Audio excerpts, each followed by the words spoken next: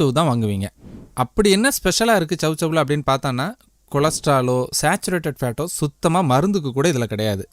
அதே மாதிரி கலோரிகளும் அதிகமாக இல்லை. ஒரு கப் வேக வச்ச சவ்சவ்வில் இருக்கிறது வெறும் 38 கலோரி தான். ஆனால் அதே நேரம் நமக்கு நன்மை தரக்கூடிய சத்துக்களும் ஆன்டி ஆக்சிடென்ட்ஸ் குறிப்பாக நார்ச்சத்துலாம் இதில் அதிகமாக இருக்குது. ரொம்ப வெயிட் போட்டுகிட்டே இருக்கிறேன், எப்படியாவது உடம்பை குறைச்சிடணும் அப்படின்னு நினைக்கிறவங்க டெய்லியும் சாப்பாட்டில் நீங்கள் சவ்சவ் சேர்த்துட்டே வரலாம். இப்படி நீங்கள் தொடர்ச்சியாக உணவில் சவ்சவ் சேர்த்துட்டு வரும்போது உங்களுடைய பாடி ஷேப் பழைய நிலைமைக்கு கண்டிப்பாக திரும்பும். உடல் எடையை குறைக்கணும் அப்படின்னு நினச்சிட்டு டயட் இருக்கிறவங்க எந்த ஃபுட்டோடையும் சேர்த்து சவ்சவ்வை சேர்த்துக்க முடியும். இதில் நார்ச்சத்து அதிகமாக இருக்கிறதுனால கொஞ்சமாக சாப்பிட்டதுமே வயிறு ஃபுல்லான மாதிரி ஒரு ஃபீலிங் கொடுக்கும்.